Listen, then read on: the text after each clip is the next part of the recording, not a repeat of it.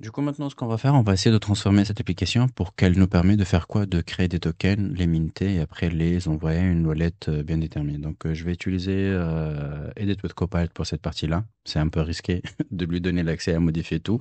Mais ce qu'on va faire, on va utiliser cela pour voir un petit peu la capacité aussi de Copilot de voir et modifier ce genre de choses. Donc, ce que je vais faire, je vais donner un petit peu le contexte. Donc, ce que je vais faire, donc, je vais sélectionner les documents. J'ai essayé quelques tests auparavant, donc j'espère que ces tests-là, ils vont pas impacter ce qu'on va faire. Donc, on va rajouter le librs, le cargo et le anchor. Comme ça, il a accès sur la partie back. Pour simplifier, on va dire back. Après, je vais lui donner le Solana Provider. Je vais lui donner le page pour mon component first the app. First React the app aussi, First React the app aussi ici, feature, UI, le layout et un dernier. Ça a pas l'air mail, là, en fait, hein. Donc, il a rajouté tout ce qu'il faut rajouter. Hop, des app on test, page, on s'en fout, ça on s'en fout, ça on s'en fout. Quand même, on rajoute celui-là. Bon, on le rajoute, on verra. Can you help me to create a new component into this application? This component will be able to do what? It will be able, first of all, to create token, mint it, and after that, send it to a given wallet that it will add it as an input from the user interface.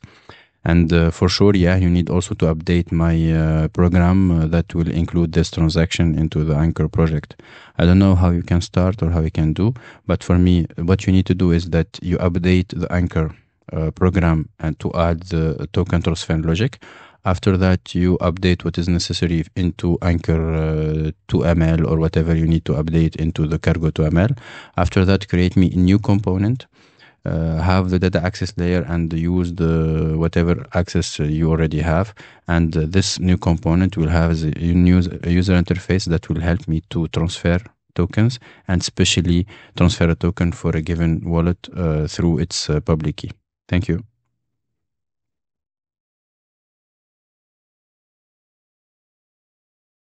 Donc, je sais pas, apparemment j'ai trop parlé et du coup les inputs ils étaient très lents. Non, ça va, hein? Ok. J'avais peur qu'il a pas pris en compte tout ce que j'ai dit. Donc voilà, donc ce qu'il fait tout d'abord, il est en train de rajouter le Anchor SPL, le SPL token qu'il va les utiliser. Ok, ça n'a pas l'air mal. Après, par la suite, donc, qu'est-ce qu'il va faire? Attends, donc, I will help you create a token transfer feature. Here's the step by step. First, update the Rust program to add token transfer functionality. Add required dependency to Cargo to ML. Create a new React component for token transfer. Update the data access layer. Update the layout and to include a new feature. Donc là, en fait, ce qu'il a fait, donc il a commencé par le Cargo to ML. Après le library RS. Maintenant, il va créer mon token data access. Très bien. Create the data access layer for token operation. Et derrière, on va voir après qu'est-ce qu'il est en train de faire, hein, petit à petit, hein. Qu'est-ce qu'il est en train de faire? Ça prend du temps, mais pour un démarrage, ça n'a pas l'air mal pour moi en fait, hein. Donc je vais regarder ce qu'il est en train de faire. J'adore regarder quand quelqu'un fait le truc pour moi. Mais sinon, on va avoir des problèmes certainement. Mais même si on n'aura pas de problème, je serai très content en fait. Ça ne veut pas dire que je veux qu'il y aura des problèmes, hein. Donc là, en fait, il est en train de faire quoi? Il est en train de créer des UI components for the token operation. Donc, en se basant sur la logique que je viens de lui donner. Après, par la suite, je pense qu'il va faire quoi? Il va créer le UI, il va le rajouter dans le layout. Il y a tout ce genre de choses. Donc, je vais le laisser charger. Je vais rien toucher, en fait. Une fois qu'il termine, je reprends la vidéo. Comme ça, on n'aura pas beaucoup de temps à attendre sans rien faire. Du coup, là, il vient de terminer les chargements. Donc, je vais voir ce qu'il a fait. Ça laguait un peu, j'ai relancé jusqu'à ce qu'il arrive à le faire. Je pense que le problème est au niveau de ma machine, mais c'est pas grave. Mais on va voir. Donc, tout d'abord, ce qu'il vient de rajouter. Donc, il a dit qu'il faut rajouter le Anchor SPL et cela dans le programme. Donc, il y a cette partie-là. Par la suite, en fait, au niveau de LibreS, donc, il a modifié tous les éléments nécessaires. Il a rajouté aussi la logique du transfert, je pense, un truc de ce genre. Là, ok. Bon, j'ai pas très bien compris ce qu'il a fait, mais create token et après le fait de l'envoyer. Est-ce qu'il a bien créé ce qu'il lui est demandé? Je sais pas, mais je vais voir. Après, là, le token access data. Donc là, c'est bon. Après, par la suite, le token feature. Donc c'est bon. OK. Par la suite, layout.typescript, il a rajouté la partie token ici. Au niveau de la page, il a créé une autre page. Bon, voilà, on va accepter, on va voir ce qu'il a fait. Et derrière, on va essayer de modifier un par un pour voir hein, donc tout le reste et comment cela va être ça sera présenté. Donc, ce que je vais faire, je vais regarder un par un ce qu'il a fait. Donc, au niveau de ta cargo ici, donc là, c'est bon. LibreS, donc pour regarder un petit peu, il a rajouté le Anchor SPL. Et après, ici, create token main, token symbol décimal, ok, très bien. Après, il y a le token transfert, account, très bien. Je vois pas à partir de quelle adresse il travaille, mais logiquement, il va récupérer l'adresse locale. Au niveau du moteur layout, donc il a rajouté le pass, donc c'est bon. Au niveau de mon anchor, donc elle est en train de sur le localnet, c'est bon. Et ici, en fait, sur ma partie First App Export, donc elle n'a rien fait, c'est sûr. Donc oui, il n'y a rien ici, donc je reprends. Et je vais regarder ici la partie Token Data Access, c'est bon. Token Features, donc c'est bon aussi. Et derrière, en fait, la partie Layout, ça marche aussi. Et la partie page, elle a rajouté. Donc là, je vais lui poser une question. Euh,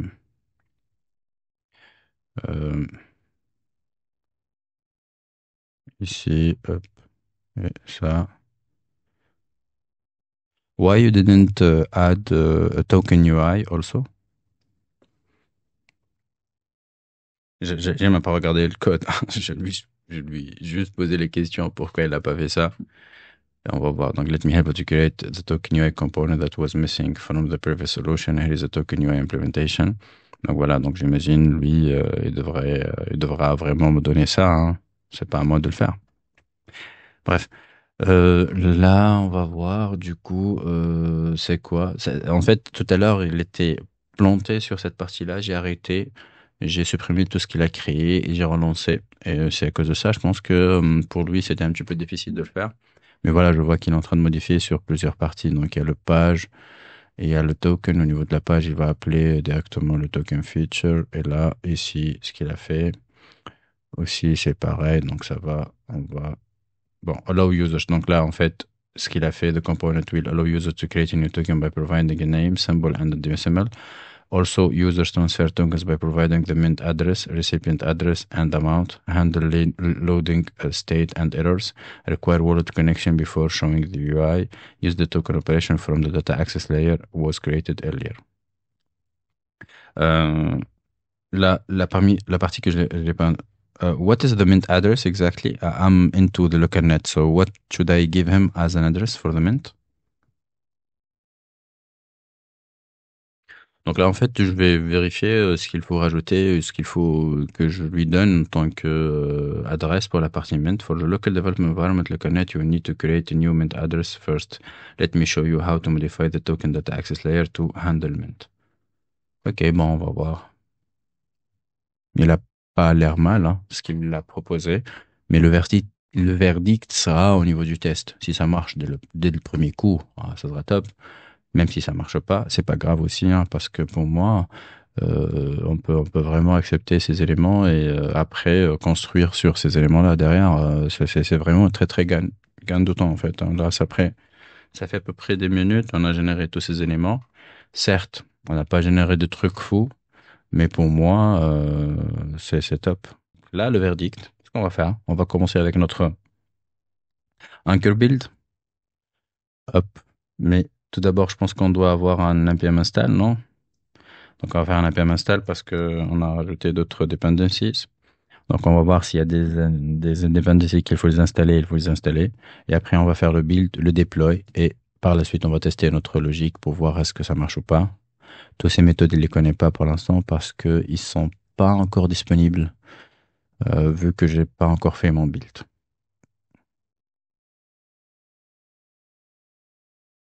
Donc là, c'est bon. Donc ce qu'on va faire, on va faire notre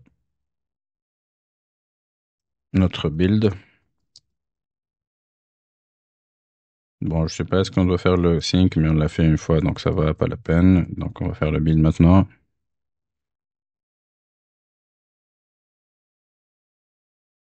Bon, théoriquement, le build devrait pas prendre plus de temps parce que ce n'est pas la première fois. Et voilà, notre première erreur est là. Ah, voilà, donc ça, c'est bien. C'est seulement ça l'erreur, c'est pas grave. Ça, c'est encore une fois notre truc de cargo lock, en fait, c'est de modifier la version 3. C'est pas grave, on va relancer maintenant pour voir c'est quoi le problème. Pour l'instant, bon, on va voir qu'est-ce qui se passe. Bon, je pose. Une fois qu'il termine, je reprends. Alors, après le fait de builder mon programme, j'ai découvert qu'il y avait plein de sujets ou plein de problèmes à résoudre. Donc, ce que j'ai fait, donc j'ai pris le temps nécessaire pour corriger cela. Ça m'a pris à peu près une heure, allez, disons même un petit peu plus, pour résoudre ces problèmes. Je l'ai pas fait pendant la vidéo live parce que je pourrais pas vraiment enregistrer tout cela. L'approche que j'ai utilisée pour certaines erreurs, j'ai copié juste le message d'erreur et je l'ai donné à ChatGPT. Je dis toujours ChatGPT, mais vous comprenez, je parle de Copilot. Après, parfois j'aurai une bonne réponse, parfois non. J'étais amené parfois à regarder les problèmes au niveau du Google ou Stack Overflow pour regarder un petit peu comment ça se passe et quels sont les problèmes. Donc là, en fait, au niveau de notre LibRS, donc par rapport à ce qui a été généré par défaut, donc il y avait les deux méthodes qui étaient générées par défaut. Ici, vous voyez, donc moi, une fois que j'ai commencé à regarder, donc je trouvais certains problèmes, j'essaie de régénérer certains éléments avec plus d'instructions. Donc là, on a notre fonction create and mint token, et là, on a le transfer token, et c'est ici, en fait, ils sont en train de prendre les éléments nécessaires. Donc là, en fait, le recipient, mint token to recipient, là, on a le mint, on a le to, on a l'authority. La même chose ici, on a le from et tout. Donc, c'est le compte qu'on va utiliser. Et après, celui qui va recevoir est l'authority, donc qui est le responsable de faire ce genre de choses. Et là, derrière, en fait, il est en train d'utiliser le token mint to. Il lui rajoute ces éléments-là. Et pareil ici, le token transfer, il lui rajoute ces éléments-là en addition avec les éléments nécessaires. Donc là, par exemple, il aura besoin de CPI account et le amount. Et là aussi, pareil, le CPI account. Là, juste pour la création de CPI Context, et derrière, pareil ici, et l'amount par la suite. Donc ici, en fait, au niveau de notre structure, donc pareil, j'ai été amené à modifier certains éléments. Je vais pas regarder en détail, je vais pas les expliquer en détail, mais l'essentiel, pour moi, l'approche est plus simple. Vous pouvez regarder les Solana programmes simples qui sont en train de vous proposer. Vous pouvez le cloner directement à partir de cela, et comme ça, vous aurez un truc plus construit avec des instructions, avec un dossier qui vraiment rajoute les éléments nécessaires pour tout ce qui est création de token et bon, le transfert, c'est quelque chose de très simple, mais plutôt pour la partie SPL d'une manière générale. Mais sinon, en fait, voilà donc la partie, pardon. Donc là, et à l'account, donc elle est où donc notre partie, c'est celle-là en fait. Voilà, donc on a pour la partie client and met token, donc on a tous les paramètres qui sont qui sont être qui sont en train d'être pardon préparés. Je suis un petit peu fatigué aussi, je pense, mais c'est pas grave. Donc contrainte et là le contrainte, bref, tous les éléments. Donc je vais pas vraiment les expliquer. Aussi par rapport à celle-ci, aussi le token transfert. Donc toute cette partie-là, quand elle était générée par défaut, elle n'était pas correcte et j'étais amené à la corriger un par un en fonction de les erreurs que j'ai reçues. Après, finalement, le plus important dans tout cela, c'était vraiment celle-là. Donc, j'ai essayé à downgrader à la version 0.28 parce que j'ai cru que ce qu'il a généré n'est pas bien. J'étais amené à forcer le chat et chercher des solutions avec la version actuelle. Et en fin de compte, j'ai marqué ou j'ai laissé la version 0.30.0. C'est ce que j'ai trouvé aussi dans certains exemples. Et après, je pense que cette partie-là, j'aurais pas besoin parce que je l'ai utilisée dans un autre problème. Mais c'est pas grave. Mais sinon, en fait, j'ai rajouté aussi là un code SPL aussi dans cette partie. Donc comme ça, en fait, il a intégré nos éléments. Je l'ai pas montré aussi les imports en haut. Donc là, on a modifié un petit peu au niveau des imports aussi pour ajouter certains éléments comme le Associated Token. Après, à la partie Account SPL Token, pareil. Mais voilà, donc je vais pas rentrer dans beaucoup de détails, mais l'essentiel, l'idée c'était que je suis capable de générer un code avec Copilot. Après, je vais passer beaucoup de temps à le résoudre. Est-ce qu'on se pose la question maintenant si je l'ai fait moi-même dès le départ, est-ce que ce serait pas mieux de le faire. Ce que je peux vous dire que oui, peut-être pour certains cas, mais vu que j'ai pas eu maîtrise à 100% sur la partie reste, et du coup, ça m'a aidé le fait de avoir du LED, même si j'ai passé beaucoup de temps. Et en passant le temps, donc j'ai appris plein de choses aussi. En passant le temps à résoudre ce genre de problème, j'ai appris plein de choses par rapport à ce qu'il faut faire. Bref, donc c'était ça sur la partie reste. J'espère que j'ai rien oublié. Bon, voilà, donc en gros, pour vous raconter, donc à certains moments, j'ai buildé, j'ai cru que ça marche, mais en fin de compte, c'était pas le cas. Mais l'essentiel pour être sûr, vous, quand vous allez builder le truc, donc normalement, si vous regardez au niveau du le target, ici, en fait, vous devrez trouver vos méthodes que vous avez créées, en fait, ici. Sinon, si vous les trouvez pas, c'est-à-dire qu'il y a un problème dans votre élément que vous avez rajouté. Je sais pas si je suis en train de bien montrer le bon document. Non, je pense pas, c'est pas celui-là. C'est plutôt en fait le target debug, deploy, release, types. Hop, là c'était celle-ci. Non, donc je me trompe pour l'instant. Juste, je vais vous montrer un petit peu rapidement de quoi je parle. Donc là, on a montré le cargo.toml. Donc au niveau du SRC, voilà, donc ici, donc on a ces éléments. Donc voilà, donc là, notre programme, on n'était pas obligé de modifier. Et ici, donc l'index.ts, il n'y a rien. Au niveau de le JSON ici, voilà, donc c'est ce que je voulais vous montrer. Vous devrez trouver, voilà, donc il y a le create admin token.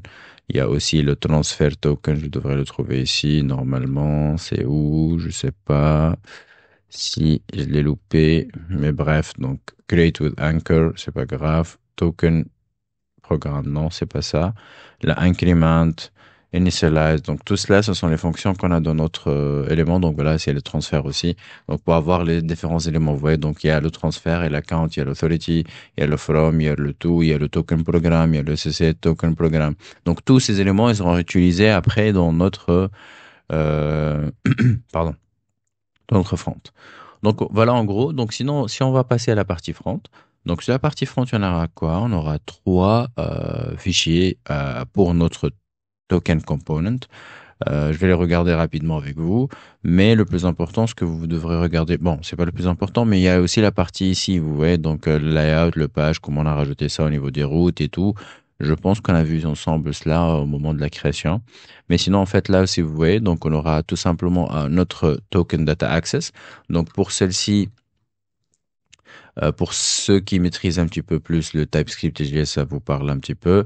Donc là, en fait, on était amené à rajouter tous les imports nécessaires. Il y avait tous ces imports par défaut, mais à certains moments, j'étais obligé à chaque fois de rajouter certains éléments. Et du coup, là, par exemple, ici, vous voyez, donc il y a le use token operation. Je pense qu'au départ, lui, il a utilisé beaucoup l'autre component qu'on a utilisé, mais moi, en fait, j'essaie de modifier certains éléments. On va voir deux éléments très importants. Donc, il y a le create token mutation et il y a aussi le transfer token mutation. Donc voilà, une première partie. Donc lui, il n'a pas utilisé cette approche. Pourquoi? Donc lui, il a tout simplement créé un function et derrière, il a lancé cette function à travers la partie feature et l'UI. Moi, j'essaie de suivre aussi ce qui a été vraiment fait dans cette partie-là, donc dans l'incrément. Donc vous voyez, donc sur la partie incrément, par exemple ici, j'avais ce genre de template, soi-disant, où je vais mettre ma constante et derrière, en fait, j'ai le query key et il y a le query function et derrière, en fait, je le présente de cette manière-là, si je peux simplifier. Et du coup, derrière, donc, j'ai modifié ça, j'étais amené à lui demander de modifier ça. C'est pas moi qui, j'ai pas tapé beaucoup de code aussi pour vous rassurer, soit du copier-coller, soit des choses que j'ai fait. Mais l'essentiel ici, en fait, j'ai modifié cela. Lui, au départ, donc, vu que j'ai mis à jour un petit peu le Rust pour qu'il être adapté à la version que j'ai installée, et du coup, j'étais aussi amené à modifier un petit peu le code ici. Donc, par exemple, ici, quand j'ai commencé à lancer, j'avais des problèmes avec l'account qui va être responsable pour le mint de token. Mais par la suite, en fait, j'ai trouvé quelques contournements. Là, on voit très bien ce qu'il est en train de faire pour vous simplifier, pour simplifier le truc. Donc là, il est en train de créer un key pair. Après, il est en train de récupérer le payer. Donc, ce sera normalement la wallet qui est fournie par le provider. Donc, c'est le programme, donc c'est la wallet par défaut. Après, le mint rent, là, par exemple, il va avoir la même chose. Donc, il va faire le get minimum balance rent from example. Et là, en fait, vous voyez, donc c'est quelque chose qu'on trouvera directement dans la partie index.ts. Donc là, on parle de notre module sur le web3.js. Comme j'ai dit, en fait, plein de choses, on est capable de le faire avec le web3.js. C'était le dernier exemple que je vais vous montrer avec le Rust. Mais voilà, donc c'est rapidement pour vous montrer comment on peut faire du on-chain programming aussi, pardon. Donc là, en fait, après tout, get ETA for current wallet. Donc là, il est en train de récupérer le wallet courante. Donc ça, c'est le mint public key qui vient de le faire, le PR et le false. Et là, derrière, après, ce qu'il est en train de faire, donc il est en train d'initialiser le mint in one transaction. Donc là, en fait, il est en train de créer un mint account. Donc il va, avant, il n'y avait pas cette partie-là. Mais au moment de test, moi, je trouvais qu'il n'y a pas vraiment d'un account où il me dit que l'account déjà, elle est utilisée par d'autres choses. Donc c'est à cause de ça, en fait, j'étais amené à faire ça. Après, derrière, en fait, il lui donne les éléments et les informations nécessaires. Après, il est en train de create initialize mint instruction. Et une fois qu'il a terminé cette partie, donc, on aura là le create associate token account instruction aussi.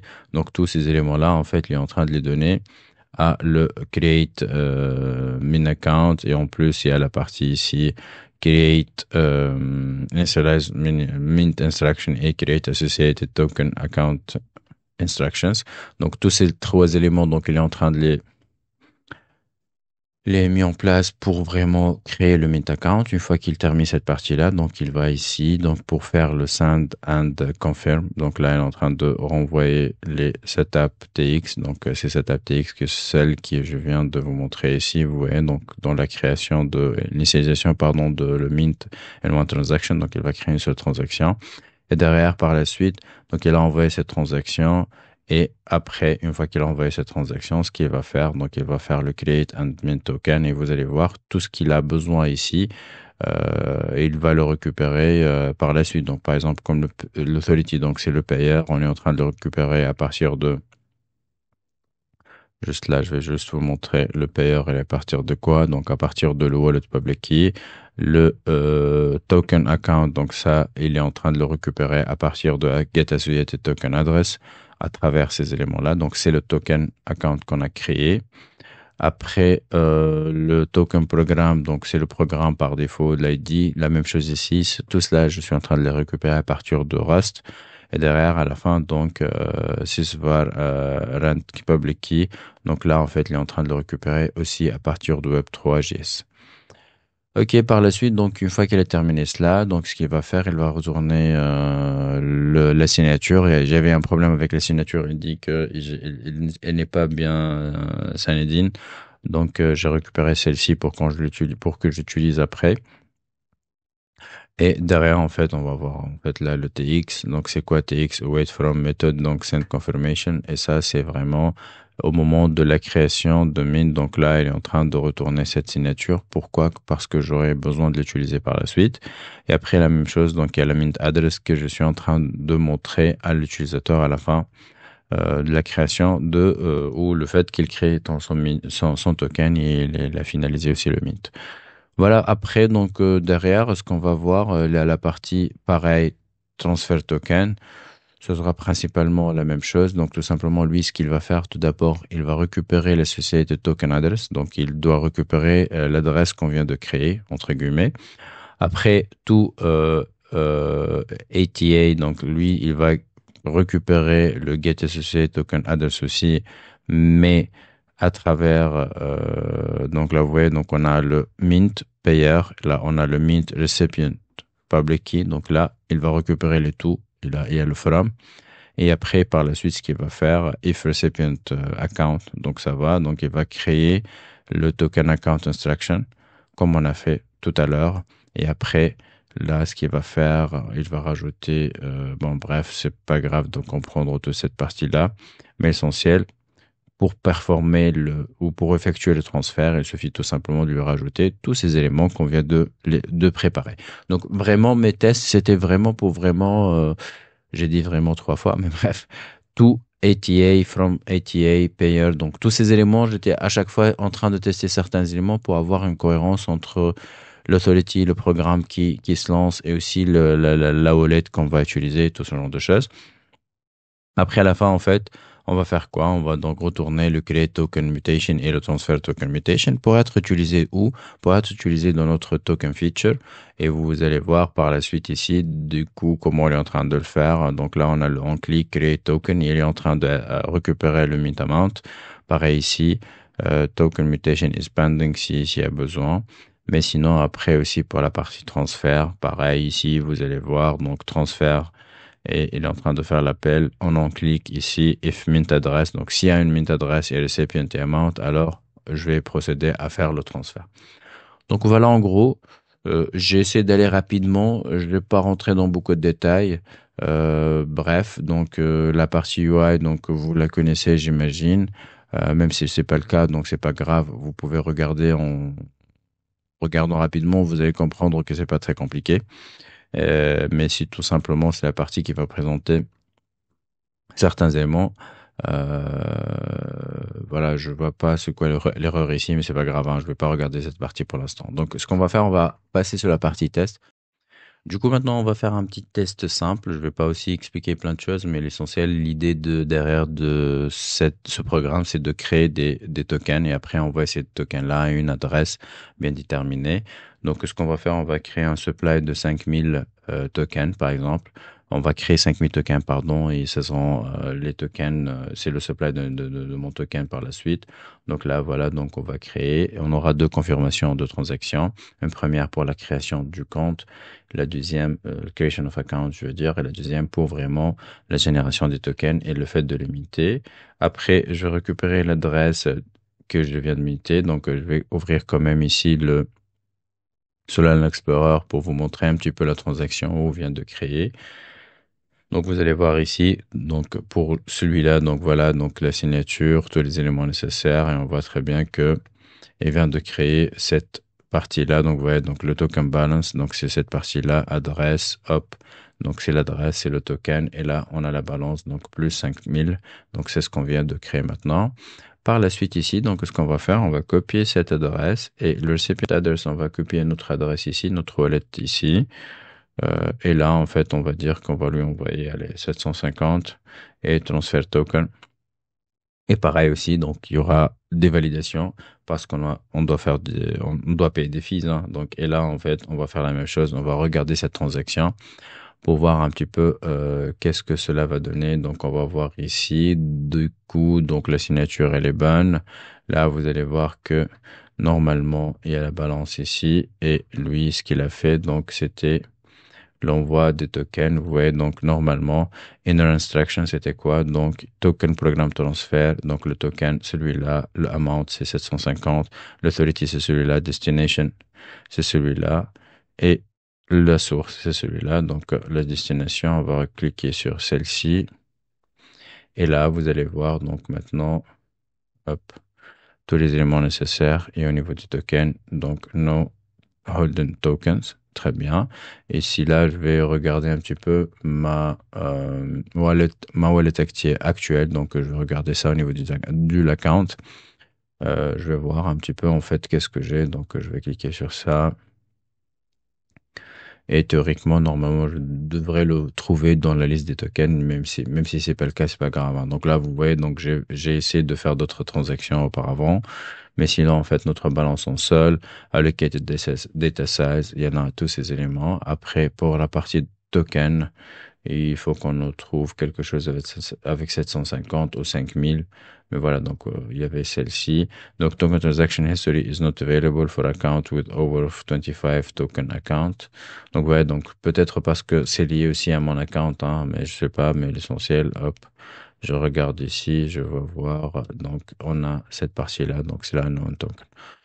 Donc, moi, la prochaine étape, elle sera quoi? Donc, la prochaine étape, maintenant, on a regardé tout ce qu'on peut faire, tout ce qu'on peut faire avec Anchor, tout ce qui est, c'était pas tout ce qu'on peut faire, mais c'est les deux exemples qu'on a voulu voir aujourd'hui. Donc, c'était la partie le premier programme avec le truc d'incrémentation, le deuxième qui nous permet de transférer, créer des tokens limités et après les transférer entre deux wallets. Maintenant, la prochaine étape, ça sera en fait de faire des instructions, faire d'autres programmes, mais on va pas utiliser de Rust, on va pas faire la partie avec du Anchor, donc on va juste utiliser le Web3 JS et celui vraiment qui est très performant et qui nous permet de faire plein de choses et donc pas besoin de builder le truc Rust derrière, le déployer sur le blockchain et tout. Donc on va faire tout simplement des manipulations avec du Web3 JS et on va inclure un nouveau component, peut-être qu'on va le rajouter ici. Ce component, en fait, il va faire d'autres instructions. Je ne sais pas pour c'est quoi exactement le sujet, mais par la suite, vous allez le découvrir. Du coup, je vous retrouve dans un instant, donc dans la dernière partie de notre initiation à la blockchain, qui sera vraiment avec du React pur, on va appeler ça comme ça, ou seulement avec le Web3.js. Merci.